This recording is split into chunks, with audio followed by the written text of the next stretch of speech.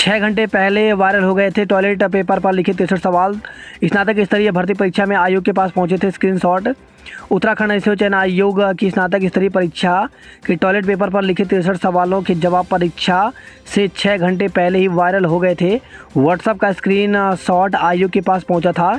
आयोग ने तत्काल यह स्क्रीनशॉट पुलिस को उपलब्ध कराया था, जिसकी जांच चल रही है। 4 दिसंबर और 5 दिसंबर को आयोग की स्नातक स्तरीय परीक्षा हुई। 4 दिसंबर को सुबह 10 बजे से पहली पाली की परीक्षा होनी थी। इसी दिन सुबह 3:58 का जवाब लिखे टॉयलेट पेपर का स्क्रीनशॉट परीक्षा के कुछ दिनों बाद आयोग के पास पहुंचा। आयोग के अध्यक्ष एस राजू ने इस पर लिखे गए 63 सवालों के जवाब का मिलान किया। सभी जवाब बिल्कुल सही थे। आयोग के वर्तमान अध्यक्ष एस राजू का कहना है कि टॉयलेट पेपर के 3 स्क्रीनशॉट उन्होंने पुलिस को दिए थे। उन्होंने कहा कि अगर यह वास्तव में सुबह 3:58 का है तो पेपर के बड़े स्तर पर लीक होने की आशंका से इनकार नहीं किया जा सकता। रिजल्ट के ट्रेंड से पकड़ में आए 82 संदिग्ध उम्मीदवार। तो आयोग को अप्रैल शिकायतें मिलने के बाद इसकी गहराई से पड़ताल की गई। पुरानी परीक्षाओं के रिजल्ट से कुछ उम्मीदवारों के अंकों के ट्रेंड का मिलान किया गया तो कई चौंकाने वाली जानकारी सामने आई। आयोग ने पेपर लीक के 82 संदिग्ध उम्मीदवारों को चिन्हित करने के बाद उनकी जानकारी पुलिस की साइबर सेल को उपलब्ध कराई थी। 200 से ज़्यादा अभ्यर्थियों ने पेपर खरीद कर दी थी परीक्षा। तो यूपी SSSC की स्नातक स्तरीय परीक्षा में 200 से अधिक अभ्यर्थियों ने पेपर खरीदा था। अब तक STF की जांच में इस बात की पुष्टि हो चुकी है। हर अभ्यर्थी से 10 से 15 लाख रुपए लिए गए थे। कुल मिलाकर खेल करीब 20 से 25 करोड़ रुपए का हुआ। इसमें से अभी तक बरामदगी करीब 90 लाख रुपए की हो गई है। STF बीते 15 दिन से इस मामले की जांच कर रही है। इसमें अब तक 13 आरोपियों को गिरफ्तारी हो चुकी है। इनमें से 4 सरकारी कर्मचारी हैं और 3 संविदा पर तैनात कर्मचारी हैं, जबकि 6 कर्मचारी प्राइवेट कंपनी में काम करते हैं। अब तक जांच में करीब 150 से अधिक लोगों से पूछताछ की जा चुकी है।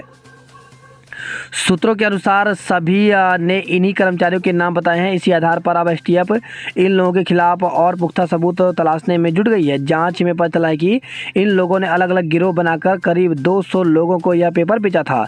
इनमें से सबसे अधिक अभ्यर्थी उत्तरकाशी के मोरी क्षेत्र के हैं। हर एक से 10 से 15 लाख रुपए वसूले गए थे। अधिकतर को पेपर को सोशल मीडिया के माध्यम से सर्कुलेट किया गया था, जबकि कुछ जगहों पर होटल, रेस्टोरेंट और गेस्ट हाउस में बिठाकर बांटा गया था। हालांकि अभी तक किसी अभ्यर्थी को इस मामले में आरोपी नहीं बनाया गया है। पेपर लीक मामले में गिरफ्तार आरक्षी निलंबित। तो उत्तराखंड चयन आयोग की स्नातक स्तरीय परीक्षा पेपर लीक मामले में गिरफ्तार आरक्षित अम्बरीश गोस्वामी को SSP ने तत्काल प्रभाव से निलंबित कर दिया। 2.5 साल से गवाह मिल रहे न सबूत, जांच खेल रही विजिलेंस। तो ग्राम विकास अधिकारी परीक्षा धांधली में विजिलेंस 2.5 साल से जांच खेल रही है। हालत यह है कि इस मुकदमे में अब तक किसी को आरोपी तक नहीं बनाया गया। कारण यह है कि मामले की शिकायत करने वाले ही अब सामने नहीं आ रहे हैं। उत्तरकाशी के मोरी क्षेत्र के 80 कामयाब उम्मीदवार बने पहली। तो स्नातक स्तरीय भर्ती परीक्षा में उत्तरकाशी के मोरी क्षेत्र के 80 उम्मीदवारों की कामयाबी पहली बनी हुई है। 854 पदों के लिए 4-5 दिसंबर को स्नातक स्तरीय भर्ती परीक्षा में करीब 80 कामयाब उम्मीदवार उत्तरकाशी के मोरी क्षेत्र के हैं। आयोग ने जब इन उम्मीदवारों की पुरानी परीक्षाओं के अंकों का रिकॉर्ड खंगाला तो यह शक के घेरे में आए। इसी क्षेत्र का एक नेता पेपर लीक में खिलाड़ी माना जा रहा है।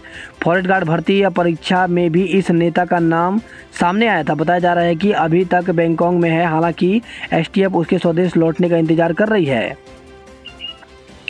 खुलेआम देता है सरकारी नौकरी का दावा। तो सूत्रों के मुताबिक इस उत्तरकाशी के नेता का नाम इस पेपर लीक में सामने आया है। वह खुलेआम सरकारी नौकरी दिलाने का दावा करता है। उसकी एवज में वह खुलेआम पैसा भी लेता है।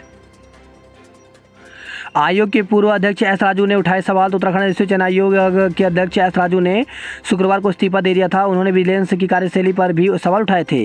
कहा कि वह सालों से कई बार विजिलेंस को जांच तेजी से करने के लिए पत्र लिख चुके हैं, लेकिन मामले में अब तक केवल मुकदमा दर्ज करने के अलावा कोई कार्रवाई नहीं की गई।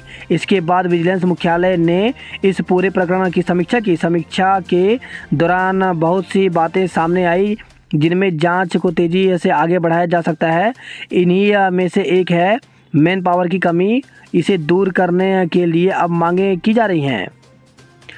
तत्काल चयन आयोग को भंग करे सरकार। तो कांग्रेस के खटीमा विधायक व सदन के उपनेता भुवन कापड़ी ने कहा कि यूपी त्रिपल एससी के अध्यक्ष ने इस्तीफा देकर साबित कर दिया कि आयोग की नौकरियों में भ्रष्टाचार चल रहा था। उन्होंने कहा कि सरकार के आयोग को तत्काल प्रभाव से भंग करना चाहिए और आयोग के सभी अधिकारियों कर्मचारियों की संपत्ति एवं पूर्व कार्यकाल की जाँच करानी चाहिए। पेपर लीक मामले में भाजपा नेता की भूमिका।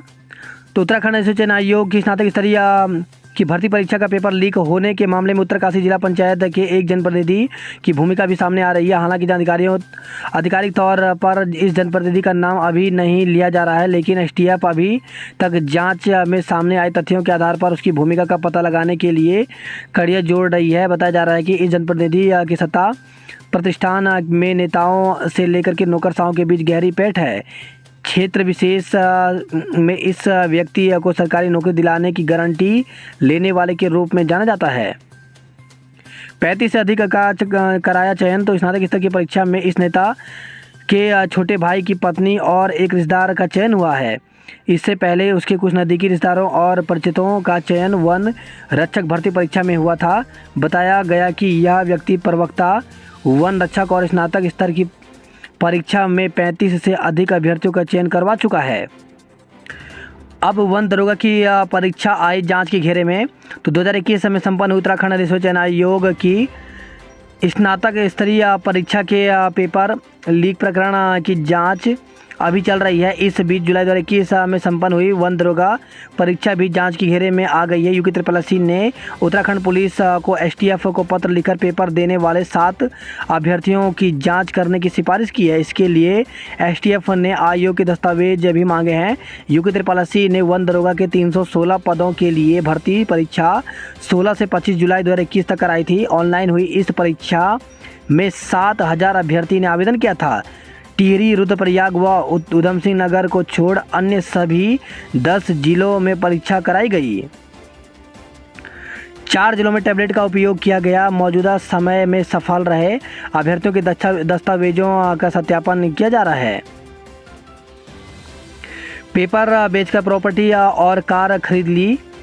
तो उत्तराखंड स्थित चयन आयोग की स्नातक स्तरीय भर्ती परीक्षा में घपले के आरोपियों ने पेपर बेचकर मोटी रकम जुटाई। एसटीएफ की जांच में इसका खुलासा हुआ। एसटीएफ ने 3 लोगों को रिमांड पर लेकर पूछताछ की तो पता चला कि उन्होंने लाखों रुपए अपने खातों के अलावा परिजनों और रिश्तेदारों के खातों में भी जमा कराए। एसटीएफ ने शनिवार को एक आरोपी से 10 लाख रुपए और बरामद किए, साथ ही कई लोगों के खातों को फ्रीज करा दिया। पेपर खरीदने वाले अभ्यर्थियों की तलाश। तो एसटीएफ आरोपियों की आय के स्रोत की पड़ताल कर रही है। ऐसे अभ्यर्थियों की तलाश की जा रही है जिन्होंने इनसे पेपर खरीदे। उनके सामने आने से बड़े खुलासे होने की उम्मीद है। कई सफ़ेद पोशों में भी इस घपले में शामिल होने की आशंका है। नौकरी की दलाली में नेताओं की सांठगांठ का संदेह। तो स्नातक स्तरीय भर्ती परीक्षा लीक आउट सामने आने के बाद उत्तराखंड में भर्तियों में दलाल नेटवर्क की नई परतें खुल रही हैं। अब इस मामले में 2 बड़े नेताओं पर भी नकल माफिया के साथ सांठगांठ का संदेह है। हालांकि आयोग की तरफ से इशारा किए जाने के बावजूद जांच एजेंसियां नेटवर्क तक नहीं पहुंच पाई। 2016 में नकल के आरोपी इस बार हुए सफल। तो स्नातक स्तरीय भर्ती में इस बार 4 ऐसे अभ्यर्थी भी पास हुए हैं जो 2016 की विवादित परीक्षा की मेरिट में शामिल थे। विवाद बढ़ने पर जब उक्त परीक्षा दोबारा कराई गई तो उक्त चारों फेल होने के कारण चयनित नहीं हो पाए थे, लेकिन उक्त चारों अब 2019 में हुई नई भर्ती परीक्षा में सफल हो गए हैं। इस तरह आयोग को इस बार पेपर आउट करने वाले गिरोह के तार पिछली बार धांधली करने वाले गिरोह से जुड़ने का संदेह है। युवा बेरोजगार न्याय यात्रा निकालेगी कांग्रेस। तो कांग्रेस विधायक दल के उपनेता भुवन कापड़ी ने योगी त्रिपाठी के तत्काल भंग करने की मांग की। कापड़ी ने कहा कि सरकार तत्काल भर्ती घपले की सीबीआई जांच कराए। बीपीडीओ भर्ती में शनिवार को विधायक निवास में प्रेस कॉन्फ्रेंस में कापड़ी ने कहा कि आज तक प्रदेश में जितनी भर्ती परीक्षाएं हुई हैं सब पर सवाल उठ रहे हैं। पुलिस भर्ती पर भी सवाल उठ रहे हैं। यह बेरोजगारों से धोखा है। उन्होंने कहा कि भर्ती घोटाले की जांच को युवा बेरोजगार न्याय यात्रा निकाली जाएगी। स्मृति ईरानी दून में रक्षाबंधन कार्यक्रम में होंगी शामिल। हरीश का 18